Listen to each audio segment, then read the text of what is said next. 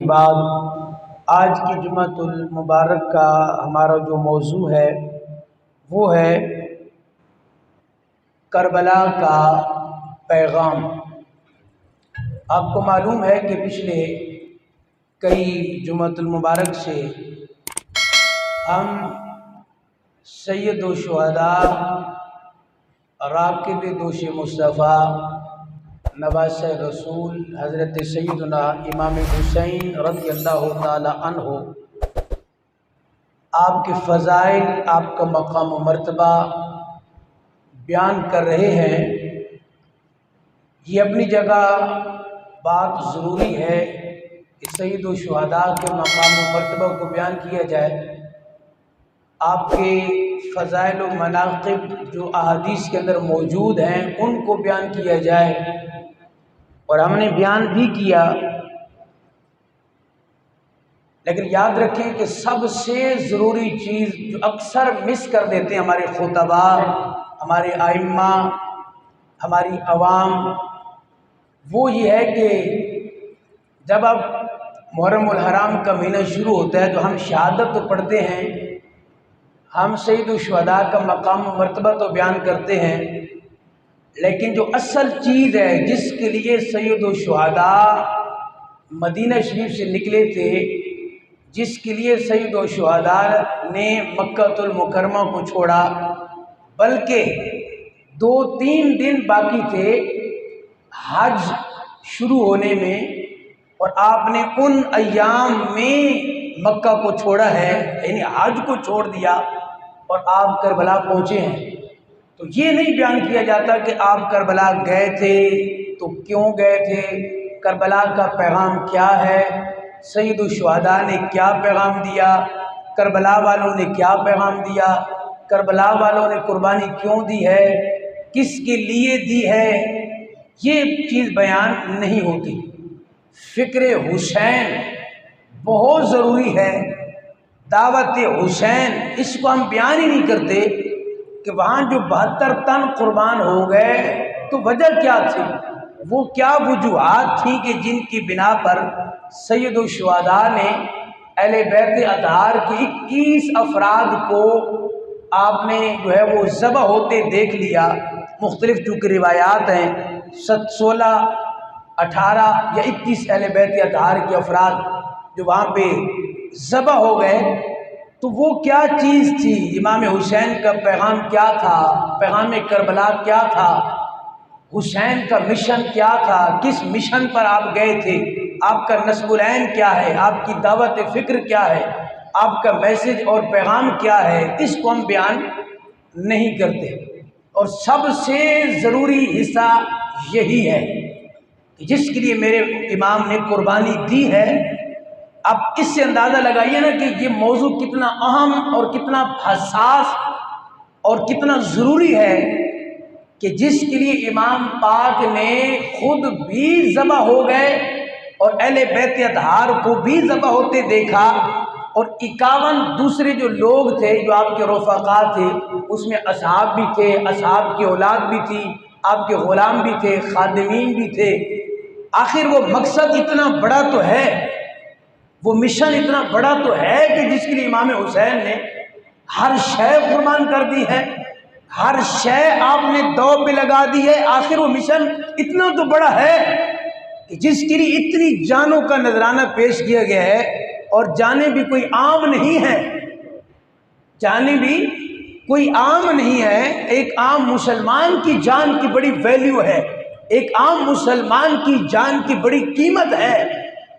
توجہ فرمانا، ایک جملہ میں آپ کو دے دوں، ہر جان کی قیمت ہے، اور قرآن کہتا ہے جو ایک جان کو بچاتا ہے، جس نے ایک جان کو بچایا گویا اس نے پوری انسانیت کو بچایا۔ توجہ فرمانا، تو بھائی ایک جان کتنی ویلیو ہے، وہ مسلمان نہ ہو تو بھی اسلام اس کے احکام بیان کرتا ہے، رائٹس اس کے حقوق بیان کرتا ہے، کافر کے بھی، تو مسلمان کی جان کی پھر کتنی ویلیو ہے، اور مسلمان عام کی جان کتنی ویلیو ہے، جو میرے مصطفیٰ کی جان حسین، اس کی کتنی ویلیو ہوگی۔ لیکن ہم نے کبھی اس پر توجہ نہیں کی۔ ہم شہادت کو بیان کر لیتے ہیں، ہم آپ کے فضائل اور مناقب بھی بیان کر دیتے ہیں اور بیان کرنے بھی چاہیے، لیکن جس شے کی فی زمانہ ضرورت ہے وہ یہ ہے کہ امام حسین کربلا کیوں گئے تھے، آپ نے کس شے کی حفاظت کی ہے اپنے سارے کنبے والے کو ذبح کرا کر؟ کیا وہ شے آج ہمارے گھر میں وہ ہے جس کے لیے امام پاک نے قربانی دی ہے؟ کیا ہمیں اس سے محبت ہے؟ جس شے کے لیے، جس چیز کے لیے امام پاک نے پورا کنبہ ذبح کرایا ہے، کیا وہ آج اس کے ساتھ ہمارا کوئی رابط، کوئی ہمارا تعلق، کوئی ہماری محبت ہے؟ کیا ہمارے گھروں کے اندر وہ نظر آتی ہے؟ تو جواب آتا ہے نہیں۔ امام پاک سے محبت ہے؟ جی بہت محبت ہے۔ امام پاک کی سبیلیں لگاتے ہو؟ جی لگاتے ہیں اور لگانی بھی چاہیے، ہم اس کی انکاری نہیں ہے۔ ان کو کم نہیں کرتے تھے، ساتھ امام پاک سے محبت ہے؟ سارے کہتے ہیں جی محبت ہے، اس لیے کہ ایمان ہی کامل نہیں ہے۔ اگر حضور سے اور حضور کی آل سے محبت نہ ہو تو ایمان ہی کامل نہیں ہے۔ اچھا جی بڑی بات ہے، ماشاءاللہ ہونی بھی چاہیے محبت۔ کربلا والوں سے محبت ہے؟ جی بالکل ہے، ہم تو نظر و نیاز والے ہیں، ہم تو نیاز پکاتے ہیں شہدائے کربلا کے نام پہ، ہمارے تو سبیلیں لگتی ہیں، ہم تو دیگوں کا اہتمام کرتے ہیں، یہ سارا کچھ ہوتا ہے اور ہونا بھی چاہیے۔ لیکن بات یہ ہے کہ جس شے کے لیے میرے حسین نے قربانی دی ہے، کیا وہ شے ہمارے گھروں میں ہے؟ کیا وہ کہیں نظر آتی ہے؟ کیا اس سے ہمیں محبت ہے؟ کیا ہم نے اس پیغام کو پکڑا ہوا ہے؟ کیا اس میسج جو امام پاک نے کربلا کے میدان سے دیا ہے، کیا وہ میسج ہمیں یاد ہے؟ تو جواب آتا ہے نہیں یاد۔ اگر یاد ہوتا تو اس پر ہم عمل پیرا بھی ہوتے، لیکن ہمیں یاد نہیں ہے۔ یہ تو میں نے تمہیداً آپ کے سامنے گفتگو کی ہے کہ یہ اتنا ضروری موضوع تھا، ہم نے اس کو بھلا دیا ہے۔ اب آئیے ذرا امام پاک نے کیوں قربانی دی ہے، اس کا جواب میں نے سوال چونکہ چند کر دیے کہ آپ کے ذہن کے اندر یہ بات بیٹھ جائے، جواب ہر ایک کا ملے گا انشاءاللہ۔ میں نے عرض کر دیا اس پر بھی کسی کو کوئی اختلاف نہ ہو کہ جی ہم شان بیان کرتے ہیں تو ہم خود شان بیان کرتے ہیں، اور ہم نے ہر جمعہ بھی شان بیان کی ہے، ہم تو اس کی انکاری نہیں ہیں۔ سبیلیں لگاتے ہیں تو ہم خود لگاتے ہیں، اس کا بھی کوئی انکار نہیں ہے، کیونکہ سمجھانا پڑتا ہے۔ ہماری عوام کے اندر بہت سارے مفتیان ہیں، بغیر پڑھے مفتی، وہ 1 منٹ سے پہلے فتویٰ لگا دیتے ہیں کہ جی فلاں بندے نے تو سبیل کا انکار کر دیا ہے، تو ہمیں سبیل کا انکار نہیں کر رہے، ہم خود الحمدللہ اہتمام کرتے ہیں۔ 10 محرم کو لنگر کا اہتمام ہوتا ہے، سارے معاملات ہوتے ہیں اور ہونے بھی چاہیے، اس کا بھی کوئی انکار نہیں ہے۔ لیکن جو خاص پیغام تھا جس کے لیے قربانی دی گئی ہے، اگر آپ اس پیغام کو بھلا دیں اور پھر سبیلیں لگانا آپ شروع کر دیں تو آپ کو تو کہا تو جائے گا نا کہ بھئی امام پاک خالی سبیل لگانے پہ خوش ہوں گے، اور یا جس مقصد کے لیے آپ نے جان دی ہے اس مقصد پر عمل کرنا، یا اس مقصد کی دعوت دینا، یا اس پیغام کو لے کر چلنا، امام پاک کس سے خوش ہوں گے؟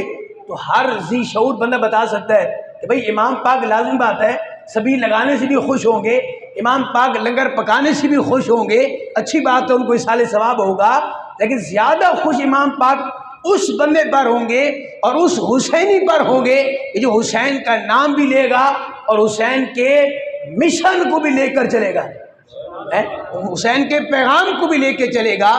جس شے سے میرے حسین نے پیار کیا ہے، جس شے کے لیے میرے حسین نے قربانی دی ہے، جب ہم اس شے سے پیار کریں گے، جب اس کو اختیار کریں گے، جب اس راستے پر چلیں گے تو امام پاک بھی خوش ہوں گے، امام پاک کے نانا بھی خوش ہوں گے، اس نانے کا اور ہمارا رب بھی خوش ہوگا انشاءاللہ۔ یہ بات ہماری عوام کو بتانے کی ضرورت ہے۔ ہم چونکہ جذباتی لوگ ہیں، ہم تحقیق بہت کم کرتے ہیں، بلکہ ہم تو جذبات کی چھری سے تحقیق کا گلا کاٹ دیتے ہیں، اس کو ذبح کر دیتے ہیں۔ ہم وہ لوگ ہیں کہ جو جذبات کے پیچھے تو بہت چلتے ہیں، لیکن تحقیقات اس کا کوئی ہمارے ہاں کوئی یعنی سلسلہ نہیں ہے، جس کی بنا پر میں اکثر کہا کرتا ہوں کہ مسلمان اس دور کے اندر ہر شعبے کے اندر پیچھے ہے، اور پیچھے ہونے کی وجہ یہ ہے کہ ہم نے تحقیق کا میدان غیروں کے لیے چھوڑ دیا ہے، جبکہ تحقیق کا میدان تو مسلمان کے لیے تھا، مسلمانوں کے لیے تھا۔ شاید یہی وجہ ہے کہ آپ کو اب قریب قریب کوئی مسلمان سائنسدان نظر نہیں آئے گا، مسلم سائنٹسٹ ختم ہو گئے۔ پہلے آپ دیکھیں گے تو जिन्होंने जहाँ से भी लिया है और जिसने जो कुछ भी लिया है, चाहे वो वेस्ट हो कोई भी हो, वहाँ उन्होंने जिससे लिया है, अगर आप कुतब का मुताला करें, अगर आपको रिसर्च करने का शौक़ हो और पढ़ने का स्टडी करने का शौक़ हो, तो आपको नज़र आएगा कि वेस्ट जिसके दर पे हाज़िरी देता था वो मुसलमान साइंसदान थे, वो मुस्लिम साइंसदानों की लिखी हुई किताबें थीं और उससे उन्होंने तरक्की की है। और आज हम उस वेस्ट के पीछे अंधाधुंध जो है वो जा रहे हैं, उनकी तकलीद कर रहे हैं। तो हम तहकीक नहीं करते, हमें तहकीक करनी चाहिए। पहली बात आप तवज्जो से सुनिएगा, तमहीदन बात मैंने ख़त्म कर दी है। इमाम पाक करबला के मैदान में क्यों गए?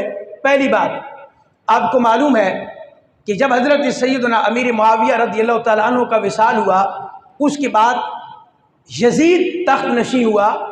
यजीद का जो किरदार है वो तख्त पर बैठने से पहले कुछ और था और तख्त पर बैठने के बाद कुछ और है। ये एक बुनियादी बात है, इसको हमेशा याद रखें, वरना कभी भी उसको हज़रत सैयदना अमीर मुआविया रज़ियल्लाहु तआला अन्हु तख्त पर न बिठाते। ये बात ये नशीन फरमा ले।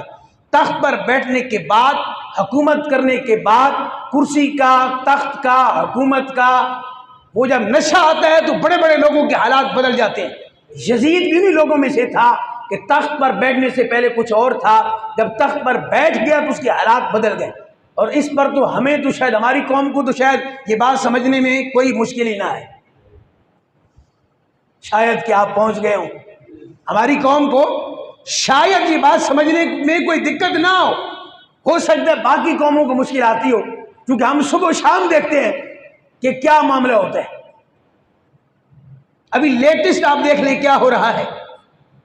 रब मेरा बड़ा ताकतवर है, और ताकत क्या बल्कि सब जमाने को ताकतें देने वाला मेरा रब है। कुलिल्लाहुम्मा मालिकल मुल्क, वो सबको मुल्क भी देने वाला है, इज्जत भी देने वाला है, जिल्लत भी वही देता है। वो रब ऐसा है कि आप देखें हमारे मुल्क में तो सुबह और शाम को, और सुबह सबको लाइन में लगा के खड़ा किया होता है और शाम को वही लाइन में लगा होता है। ये हमारे मुल्क के हालात, तो ये हमें समझना मुश्किल नहीं है कि यजीद पहले कुछ और था और तख्त पे आया तो कईयों की गर्दन में सरिया आ जाता है, और रब उस सरिये को फिर एक लम्हे से पहले तोड़ना भी जानता है। वो गर्दन जो किसी के सामने नहीं झुकती, अल्लाह उसको झुकाना भी जानता है। ये आप बात हमेशा याद रखा करें। मैंने कहीं पहले एक दफ़ा कहा था, एक हमारे साबिक़ वज़ीर आज़म थे, बहुत करीब की बात है, वो बोलते थे तो यानी जैसे कोई कहता है ना कि इनकी लहजे में माज़अल्लाह खुदा बोल रहा है, यानी ये अपने आप को माज़अल्लाह खुदा समझ के बोलते हैं। जब बात करते हैं तो अपने आप को खुदा समझ बैठते हैं, भूल जाते हैं कि हम इंसान हैं, और भूल जाते हैं कि हमें ये जो अब उरूज मिला हुआ है ये ज़वाल भी आ सकता है। तो मैंने कहा कि देखो, कल तक वज़ीर आज़म था और आज अदालत की सीढ़ियों पे बैठा हुआ है, और ये हुआ है, बहुत करीब हुआ है। तो खुदा के लिए ज़रा इस बात को भी समझें। तो इमाम पाक, मैंने अर्ज़ कर रहा था बात कि यजीद तख्त नशी हुआ तो उसको ये डर था कि अगर इमाम हुसैन पाक ने मेरी हाथ पर बैठ न की तो इस वक़्त रुए ज़मीन पर इमाम पाक से कोई अफजल शख्सियत मौजूद नहीं है। सहाबा किराम मौजूद थे, जैसे हज़रत अब्दुल्लाह बिन ज़ुबैर थे, हज़रत अब्दुल्लाह बिन अब्बास, हज़रत अब्दुल्लाह बिन उमर, बाकी दीगर सहाबा, लेकिन जलीलुल क़द्र सहाबा तो चले गए थे, लाज़िम बात है उस दौर के अंदर। तो रुए ज़मीन पर उस वक़्त हज़रत सैयदना इमाम हुसैन पाक अफजल शख्सियत थी, और नाना के वारिस भी थे। जिस गदी और जिस मसनद पर तशरीफ़ फरमा थे उससे बड़ी कोई मसनद ज़माने के अंदर मौजूद नहीं है। आज कोई पीर अपनी मसनद छोड़ता है? वो कहते नहीं, मैं मसनद नहीं छोड़ सकता, ये सारा निज़ाम ही मेरे इसी मसनद से चल रहा है। मुरीदीन प्यार करते हैं और सारे मामला इसी मसनद से चलते हैं। मेरे हुसैन ने, आप देखिए ज़रा क्या कुर्बानी दी है आपने दीन के लिए, कि आपने उस मसनद को छोड़ दिया जो नाना की तरफ से आपको मिली थी। वरना वहाँ प्यार करने वाले भी बहुत थे, हाथ चूमने वाले भी बहुत थे, नजराना देने वाले भी बहुत थे, और जिसको कहते हैं ना कि आंखें फर्श राख की हुए थे, हज़ारों लोग मदीना शरीफ के अंदर बहुत मोहब्बत करने वाले लोग थे। लेकिन आपने दीन के लिए सब कुछ छोड़ दिया। आपने ये नहीं देखा कि मैं इस मसनद को छोड़ रहा हूँ तो आगे क्या बनेगा, मुरीदीन को छोड़ रहा हूँ तो क्या बनेगा, नजराने देने वाले नहीं मिलेंगे, हर शय आपने छोड़ दी है।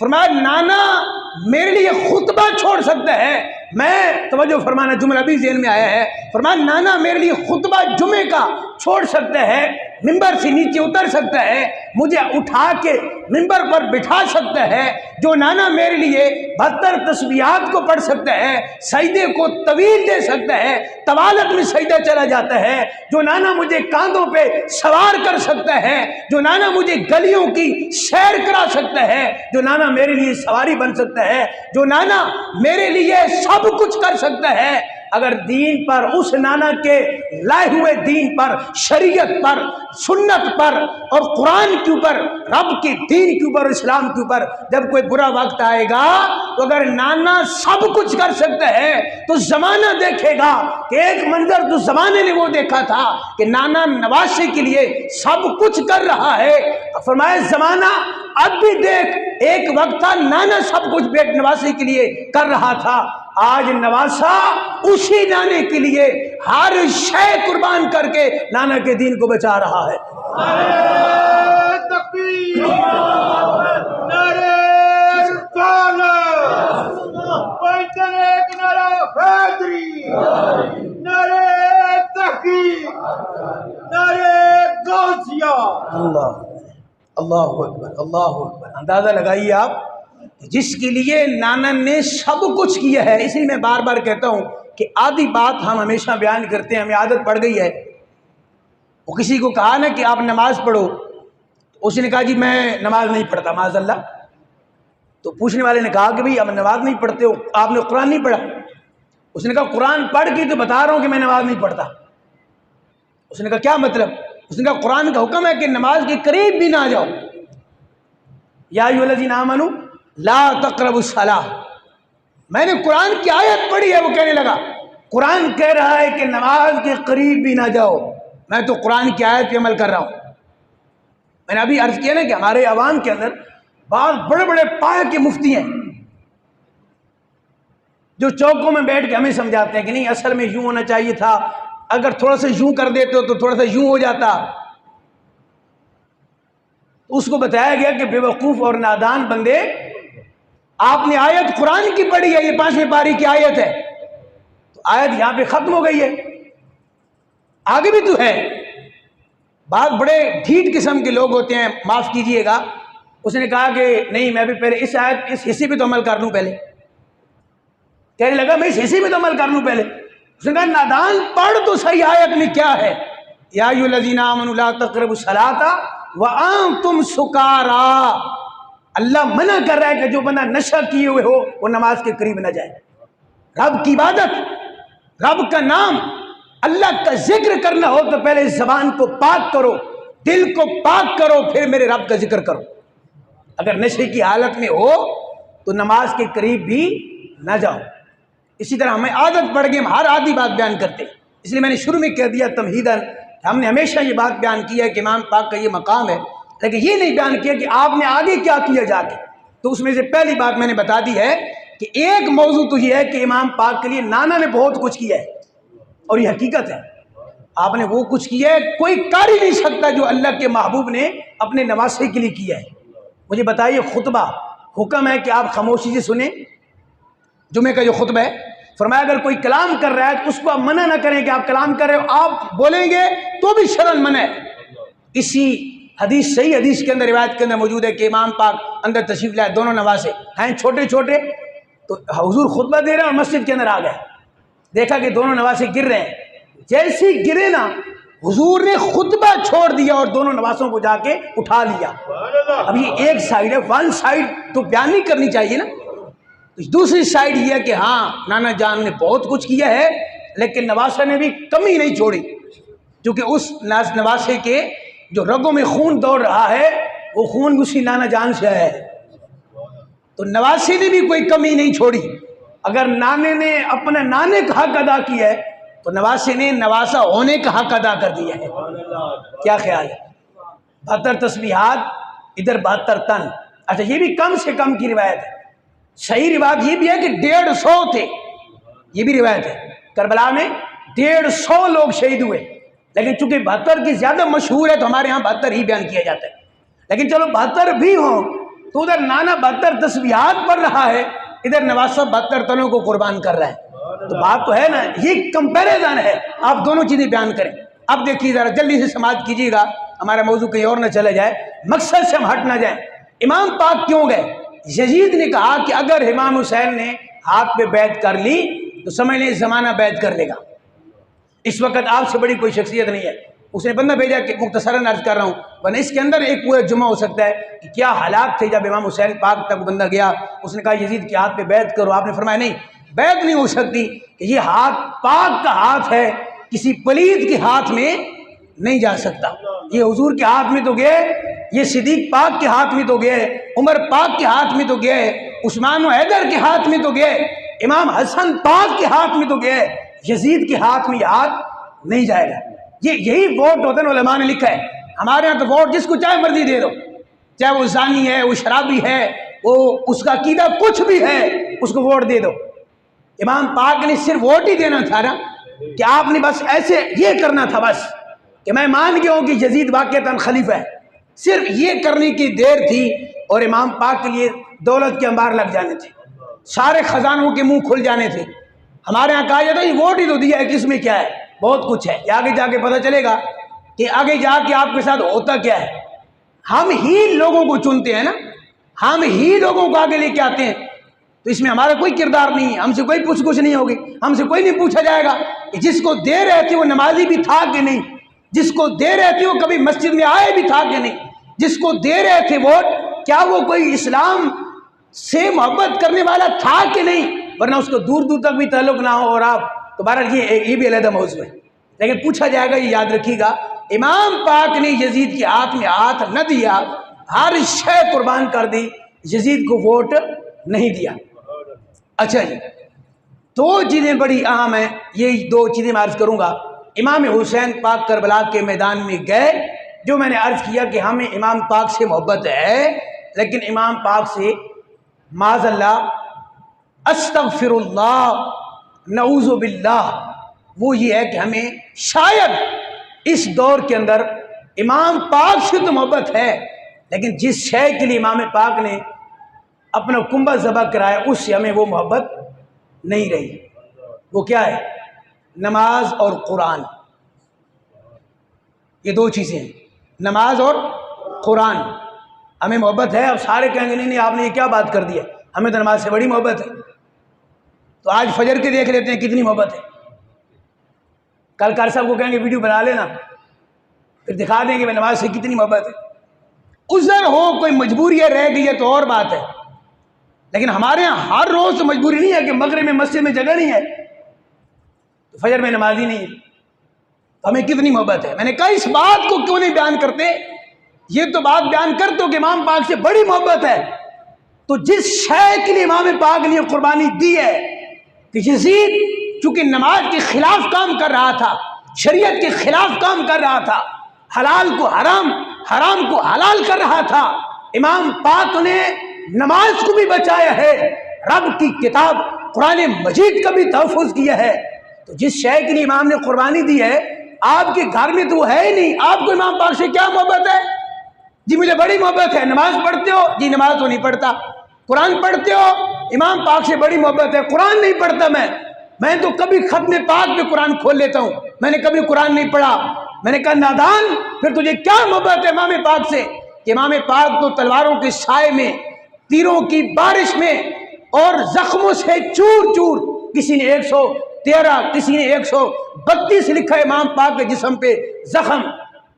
کسی نے کہا جتنے قرآن پہ نقطے ہیں امام پاک کے جسم پہ اتنے سوراخ تھے, لیکن آپ نے پھر بھی سجدہ کیا ہے. ہمیں امام پاک سے محبت ہے, لیکن نماز کہاں ہے؟ تو کیا محبت ہے آپ کے امام پاک سے؟ امام پاک تو قرآن پڑھے دھڑ کربلا کے میدان میں ہے, اور آپ کا سر انور وہ شام کے بازار, شام کی گلیوں سے گزرتا جا رہا ہے. کسی بدبخت نے کہا دیکھ زمانے والوں دیکھو حسین جنگ ہار گئے معاذ اللہ, کہ حسین کا دھڑ کربلا میں ہے. سر یہ جا رہا ہے, درجنوں سے زیادہ کتابوں کے اندر موجود ہے. جب اس ظالم نے نعرہ لگایا تو امام پاک کے کٹے ہوئے سر سے قرآن کی تلاوت کی آواز آنے لگ گئی. ہمیں امام پاک سے محبت ہے. امام پاک کا تو سر تن سے جدا کر دیا جائے رب کی کتاب قرآن مجید کی تلاوت وہ پھر بھی کرتے رہیں، اور ہم کبھی قرآن اٹھا کے نہ دیکھیں تو ہم حسینی ہیں، ہمارے دل میں حسین سے پیار ہے؟ یہ کون سی محبت ہے کہ والدین سے ہمیں پیار بہت ہے، بات میں نے والدین کی ایک نہیں مانی تو خاک محبت ہے ہمیں والدین سے؟ ہمیں امام پاک سے محبت بڑی، ہم سبیلے لگا دیں گے، ہم یہ کر دیں گے، وہ کر دیں گے، راستے بند کر دیں گے، فلاں کر دیں گے، لیکن امام پاک نے جس نماز کو اس حالت میں بھی نہیں چھوڑا، ایک بیٹا فوت ہو جائے نا، ایک بیٹا تو سارے رشتہ دار سنبھالنے والے ہوتے، بندہ سنبھل نہیں پاتا۔ امام پاک کی تو 71 لاشیں اور ایک ایک کو اٹھا کے آپ خیمے میں لاتے رہے، بھانجے، بھتیجے، بیٹے، کیا کچھ نہیں قربان کیا آپ نے۔ میں کہتا ہوں پہاڑ جیسا صبر ہے امام پاک کا، کوہ ہمالیہ سے بلند، ماؤنٹ ایوریسٹ سے بلند میرے امام پاک کا صبر ہے کہ آپ نے ایک ایک اٹھا کے خیمے میں لایا، لیکن جب وقت آیا اللہ کو سجدہ کرنے کا، فرمایا یا اللہ وقت سجدہ کرنے کا ہے، امام پاک 71 لاشیں اٹھا چکا ہے، لیکن یا اللہ کیا ہوا، میں نماز پڑھ کے سجدہ کر کے زمانے والوں کو بتا دوں گا۔ امام پاک سے اگر تمہیں حقیقی محبت ہے، امام پاک کا مشن یہ ہے، آپ کا میسج اور دعوت فکر یہ ہے، 71 لاشیں بھی اٹھا لو، لیکن جب نماز کا وقت ہے نماز پھر بھی ادا کرو۔ سبحان اللہ، یہ میرے امام پاک کا پیغام۔ آخری بات، اور قرآن فرمایا قرآن کبھی نہ چھوڑنا۔ آسان ماحول میں تم قرآن نہیں پڑھ سکتے ہو، اے سی لگے ہوئے ہیں، پنکھے چلے ہوئے ہیں، ماحول بنا ہوا ہے، ہم قرآن نہیں پڑھ سکتے معاذ اللہ۔ ہمیں قرآن اٹھانے کی، میں خود دیکھتا ہوں کئی گھروں کے اندر قرآن کے اوپر گرد و غبار آ چکی ہے، پوچھو تو میں حسین سے بڑا پیار کرنے والا ہوں، میں حسینی ہوں، اللہ کرے آپ حسینی ہو، لیکن یہ حسینی نہیں ہوتا کہ سالوں بعد قرآن نہیں پڑھا آپ نے، مہینے مہینے قرآن کے اوپر گرد و غبار کو صاف نہیں کیا۔ پیار حسین سے ہے خدا کے لیے، ناراض نہ ہوئیے گا، لیکن یہ حقیقت ہے، اگر حسین سے پیار ہے تو فجر کی نماز جماعت کے ساتھ پڑھیں، اگر حسین سے پیار ہے تو پھر انہوں نے تو تن سے جدا ہو گیا سر، اور قرآن کی تلاوت کو پھر بھی نہیں چھوڑا۔ مشکل ماحول کے اندر بھی انہوں نے قرآن پڑھا ہے۔ اگر ہم آسان ماحول کے اندر قرآن نہیں پڑھ سکتے، ہم کائے کہ حسینی ہیں؟ ہم نہ حسینی ہیں، نہ ہم حیدری ہیں، نہ ہم عثمانی ہیں، نہ فاروقی ہیں، نہ صدیقی ہیں۔ حقیقت کے اندر ویسے ہم سب کچھ ہیں، حقیقت میں ہم نہیں ہیں خدا کے لیے۔ تو کون کون وعدہ کرتا ہے کہ کل فجر کی نماز میں انشاءاللہ ہم جماعت سے نماز پڑھیں گے انشاءاللہ؟ ہاتھ اٹھانا کیا مشکل ہے؟ تھیوری آسان ہے، پریکٹیکل بڑا مشکل ہے۔ امام پاک نے تھیوری بھی دیا کربلا میں، فرمایا کسی ظالم جابر حاکم وقت کے ہاتھ میں ہاتھ نہیں دینا، یہی امام پاک کی سنت ہے۔ حالت کوئی ہو نماز نہیں چھوڑنی، یہ امام پاک کی سنت ہے۔ حالت کوئی ہو رب کی کتاب قرآن مجید سے تعلق نہیں چھوڑنا۔ اگر حسینی ہو، اور انشاءاللہ ہم حسینی ہیں، تو صرف نعرے کی حد تک نہیں ہے، آئندہ پریکٹیکل بھی حسینی ہیں۔ وآخر دعوانا ان الحمدللہ رب العالمین۔